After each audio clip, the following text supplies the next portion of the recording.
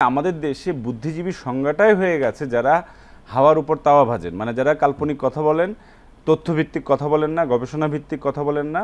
হ্যাঁ, বুদ্ধিজীবীর মতামত তো থাকবেই, কিন্তু মতামতের সীমানা কতটুকু? মতামতের সীমানা কি এই যে এই দেশে গণতন্ত্রের দরকার নেই, প্রয়োজনে আমরা হচ্ছে একটা মানে কল্যাণমূলক স্বৈরাচার চাই? এটা তো সোনার পাথর বাটি যে কেউ যদি স্বৈরাচার হয় তার পক্ষে কল্যাণ করা সম্ভব না। আর সে কেউ যদি কল্যাণ করতে চায় তার অবশ্যই গণতান্ত্রিক পদ্ধতিতে যেতে হবে। একটা দেশের যাকে বলে জাতির হৃদয়, জাতির মস্তিষ্ক, জাতির আত্মা, এটা তো সকলেরই আছে, সকলেই বুদ্ধিজীবী, প্রত্যেকে মানুষই বোঝে।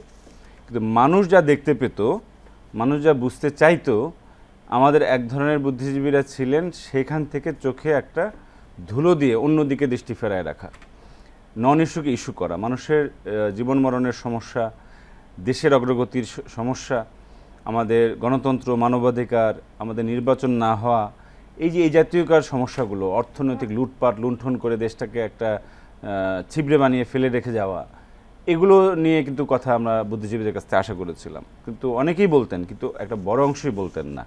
এদের আমরা নাম দিয়েছি হচ্ছে দরবারি বুদ্ধিজীবী। এরা ওই রাজদরবারের সঙ্গে সম্পর্ক রাখতো, নিজেরা লাভবান হতো, বিদেশ সফর করতো, প্লট টট বাগিয়ে নিত, এবং এরা হচ্ছে এক ধরনের জনগণের সঙ্গে প্রতারণা করত।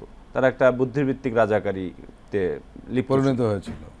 আরেক দল ছিল যারা আরেকটু পরের স্তরের, এদেরকে নাম দেওয়া যায় কুদ্ধিজীবী, মানে কুটকাচাল নিয়ে ব্যস্ত থাকা, ফেসবুকে, টকশোতে, বিভিন্ন জায়গায় উত্তেজনা ছড়ানো এবং বিদ্বেষ ছড়ানো এবং মানুষকে হচ্ছে বিভ্রান্ত করা। তো এইটা এদের নাম আমি দিয়েছি হচ্ছে কুদ্ধিজীবী। তাহলে এখন বুদ্ধিজীবী কারা?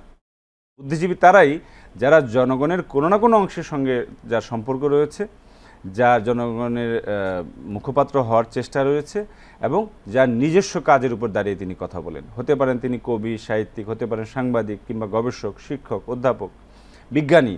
আমাদের যে ডক্টর আবেদ খান, যিনি আমাদের দেশের আন্তর্জাতিক খ্যাতনামা খুবই বড় মাপের একজন জিন বিজ্ঞানী, যিনি অনেক প্রজাতির ধান উদ্ভাবন করেছেন, তিনি একটা কথা বলতেন যে আমি যদি কবি হই, সাংবাদিক হই, তাহলে আমি বুদ্ধিজীবী। কিন্তু আমি যে এত জাতের ধান আবিষ্কার করলাম, আমি যে একজন বিজ্ঞানী, আমাকে কেউ বুদ্ধিজীবী বলছে না। তো তার মানে আমাদের দেশে বুদ্ধিজীবীর সংজ্ঞাটাই হয়ে গেছে যারা হাওয়ার উপর তাওয়া ভাজেন, মানে যারা কাল্পনিক কথা বলেন, তথ্যভিত্তিক কথা বলেন না, গবেষণা ভিত্তিক কথা বলেন না। হ্যাঁ, বুদ্ধিজীবীর মতামত তো থাকবেই, কিন্তু মতামতের সীমানা কতটুকু? মতামতের সীমানা কি এই যে এই দেশে গণতন্ত্রের দরকার নেই, প্রয়োজনে আমরা হচ্ছে একটা মানে কল্যাণমূলক স্বৈরাচার চাই? এটা তো সোনার পাথর বাটি যে কেউ যদি স্বৈরাচার হয় তার পক্ষে কল্যাণ করা সম্ভব না। আর সে কেউ যদি কল্যাণ করতে চায় তার অবশ্যই গণতান্ত্রিক পদ্ধতিতে যেতে হবে, তাকে স্বৈরাচার কায়দায় সেটা করা সম্ভব না। কিন্তু তারা এটাকে দিয়েছেন। ফলে এই যে বুদ্ধিজীবীরা, যাকে ফ্যাসিবাদ যে কায়েম ছিল, বাংলাদেশ যে পরাধীন হয়েছিল, এইটার সামাজিক খুঁটি, এটা নৈতিক খুঁটির কাজটা করেছেন কিন্তু এই তথাকথিত বুদ্ধিজীবীরা।